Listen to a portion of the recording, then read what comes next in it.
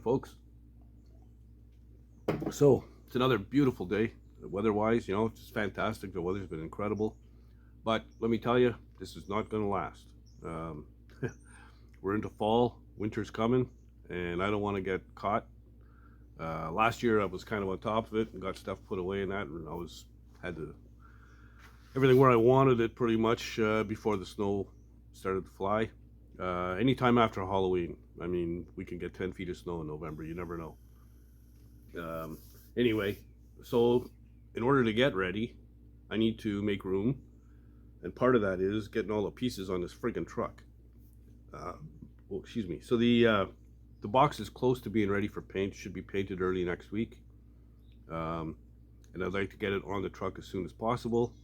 So that means prepping all the area around the box.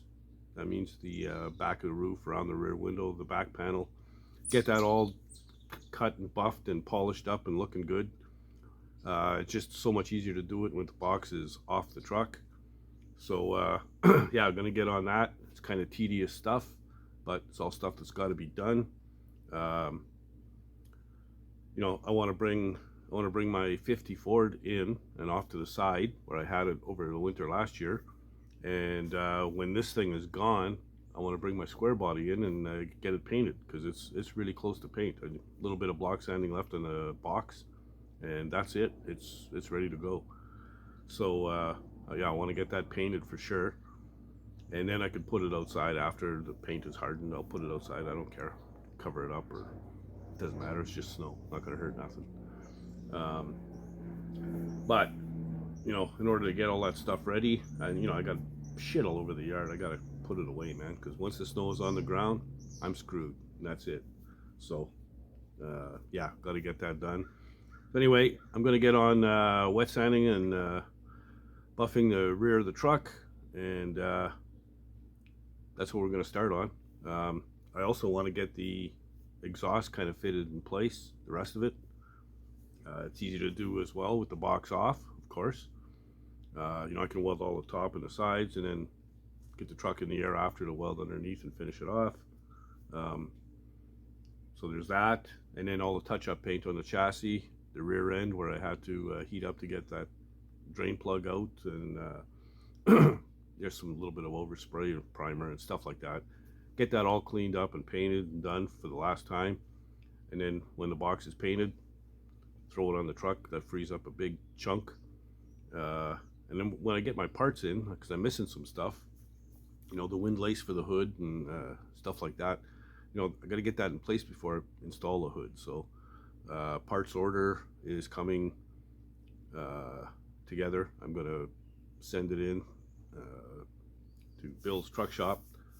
He's pretty good. They usually deliver it out and you get it in a couple of days. So yeah, I'd like to get the hood on the truck as well, and that just makes putting everything together easy, and lots of room. So that's the plan. So I might as well just get right to it.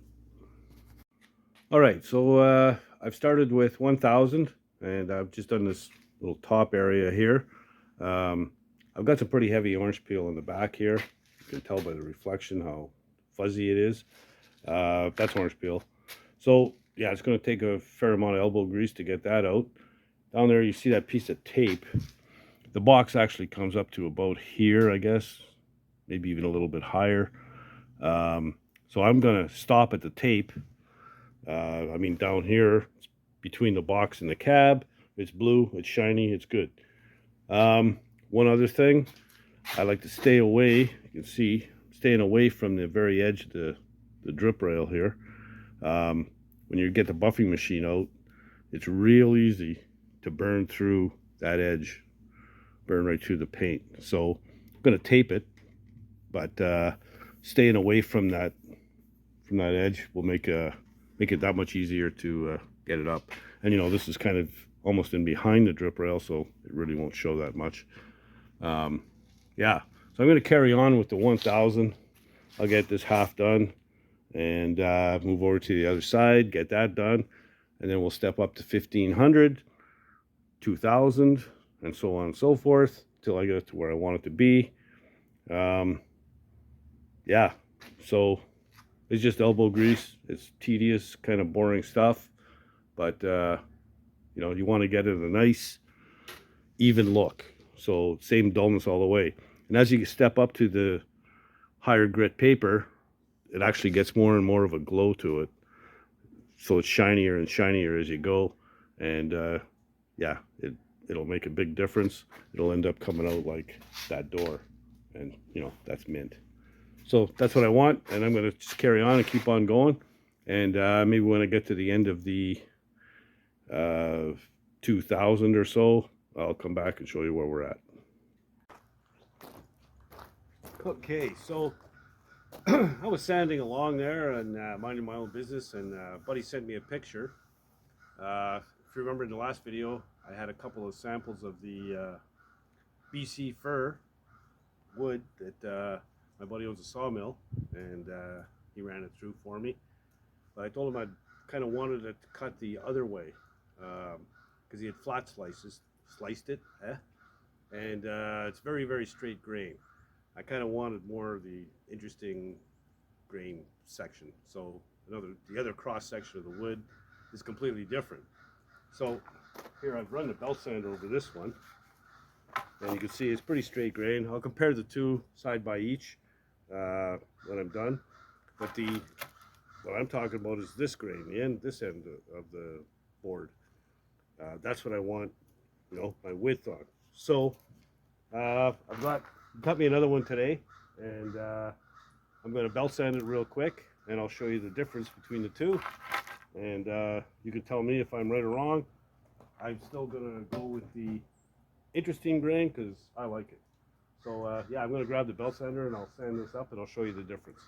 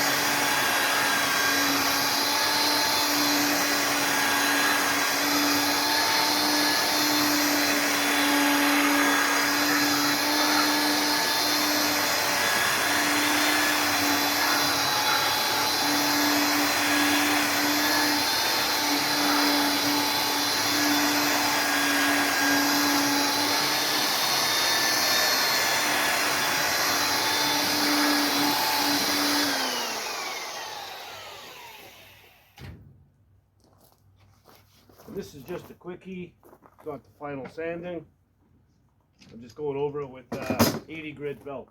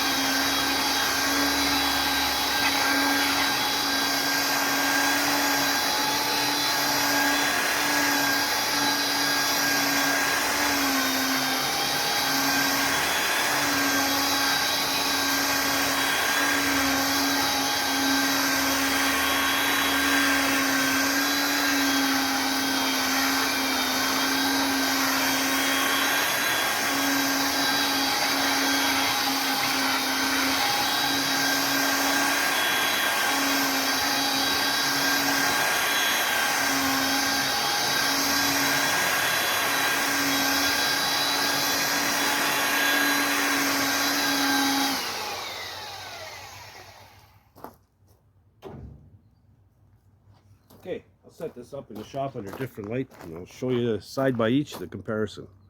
And you tell me. All right, so there's two pieces. This is the flat sliced one, very, very straight grain, you know, not that interesting. But look at that. I mean, that's gorgeous. This is really, really nice stuff, man. And I say that's not finished sanded yet either. Actually, when he gives me the full amount of wood that I need, he's going to run it through the planer on each side, so it'll sand even easier. But yeah, I mean, man, this stuff is gorgeous. So that's what we're going to go with. And one guy actually sent me a comment suggesting something. He said instead of trying to match the beige, you know, of the grill and the interior and stuff, why not match the wooden steering wheel? And I'm thinking there might be something to that. There's a lot of red in that steering wheel, and there's a lot of red in that wood. I think it'll be a lot easier to match that up with the wood on the wheel than this tan color, because of the redness in the wood. I mean, there's a lot of red in it. So, but anyway, that's what we're going with. BC fir for the truck bed. So there you go. You know, I've just got to spray his truck box. My other buddy's doing all the prep work, so I got to run over there, a couple of hours, spray the box, and he's giving me the wood. Good trade. All right, so as I was sanding on the truck there, wet sanding, all I was thinking about was the color of the wood. So it was driving me nuts. So I jumped in the truck, zipped over to the hardware store, and I picked up a couple of small cans to try a few different colors. I'm very familiar with this stuff. This is Minwax. This is all I ever used when I was doing cabinet making back in the day. So I know the colors, I remember them well. I grabbed two colors. The one that would probably best match the tan color would be Fruitwood. It's closest that Minwax has to it. And I got a small can of red mahogany to match the steering wheel. Don't have a lot of faith, but I'm going to try it. $15 a can. I mean, that's just sickening. We used to pay that for a quart. You know, we used to pay 30 bucks for a gallon. Now it's 30 bucks a quart. And then I spotted this one. This is made by Rust-Oleum. It's Varathane brand. It's same kind of stain, but it was the color in the window that caught my eye. It looked almost dead nuts to the steering wheel. It's called Cabernet. Never used it before, but I figured it's worth a shot if it's real close. So I'm gonna open up 3 cans. I'm gonna do 3 sections of that plank that I just sanded, and hopefully we have a winner, because I don't want to buy more $15 cans of this shit. That's crazy. But anyway, it is what it is. So I'm gonna set up the camera and we'll do some staining. All right, so we'll start with the Fruitwood.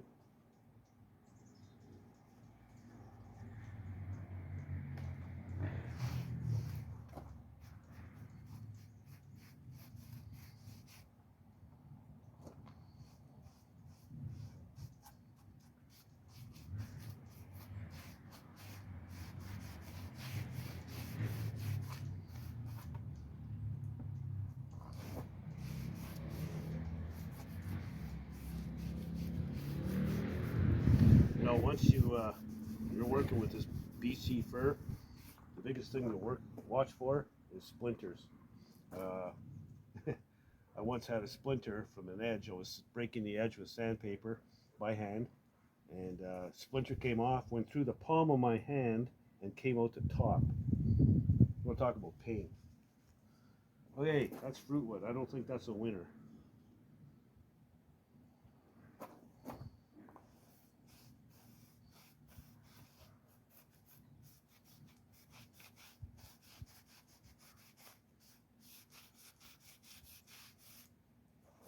It's not bad, but it's not Not really red enough.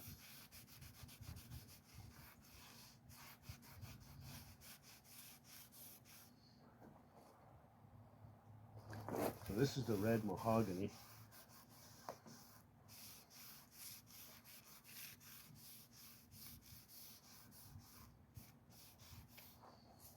Okay, we'll let that sit on there.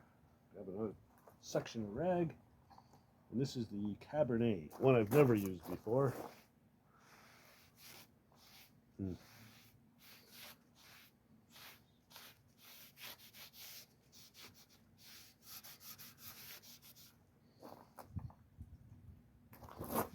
That might be the one.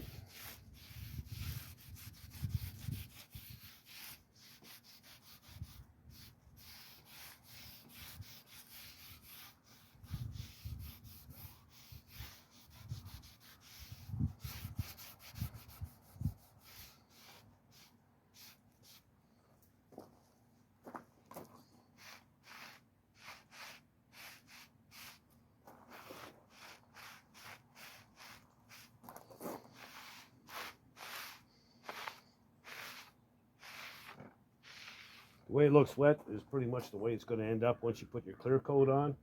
Use a polyurethane clear exterior stuff.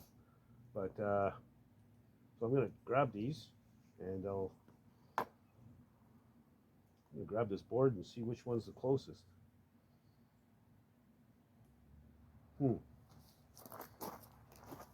Okay, we'll see how we made out with the sort of tan. I had a little bit of technical difficulty there, but as you can see, the that's not even close, man.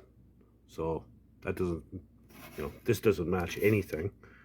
So the steering wheel, bring the board over here, open the door. Don't mind me here. Maybe I should set up the camera properly. Okay, so that's the reddish color. And I think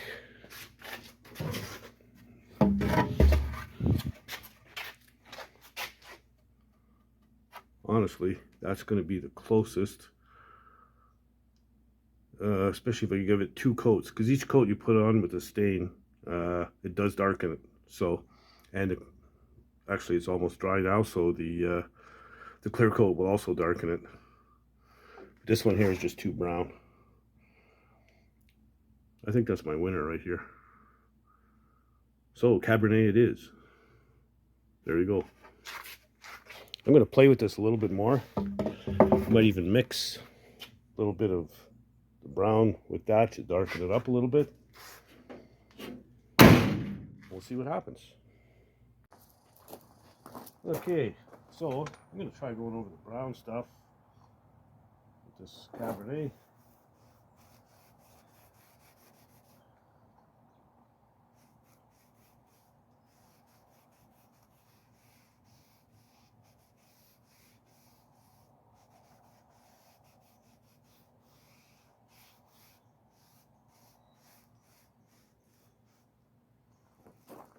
And we'll give it a second coat on its own color here.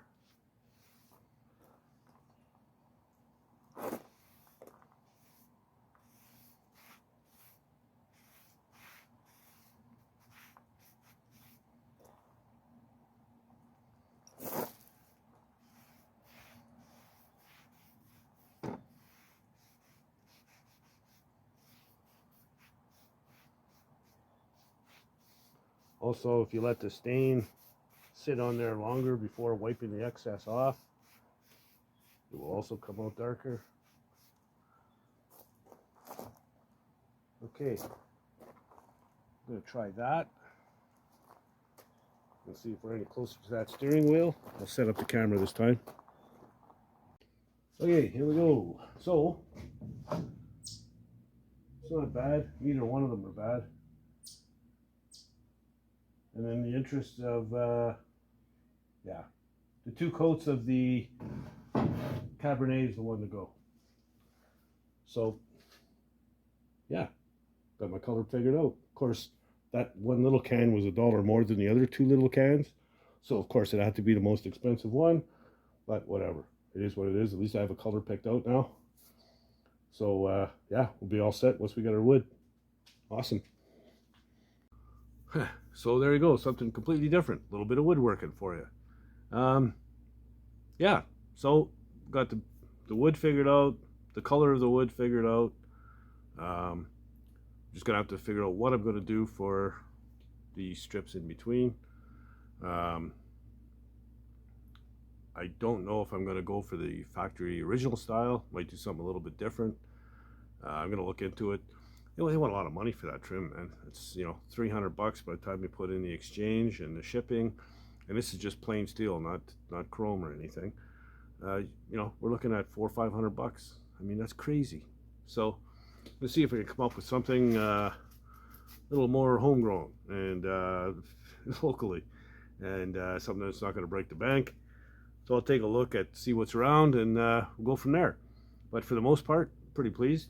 I'm going to get back to wet sanding. Nobody wants to watch me sand for hours and hours and hours, and that's about how much time I have to spend on sanding is hours, hours, and hours. So yeah, I'll just keep at it after I'm done this video, and yeah, whatever. Maybe I'll come back to another video and show the actual buffing and see how it came out. So if you like the content, please subscribe. I truly would appreciate it. You know, ring the bell and all that stuff, so you know when there's another video out.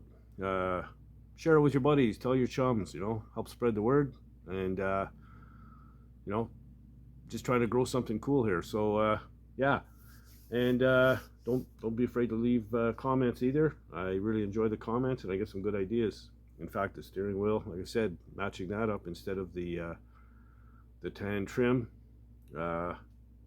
something that never even dawned on me. So good idea, I like it. Yeah, and if you're not doing anything else, get out of the garage and build something, man. Later, guys.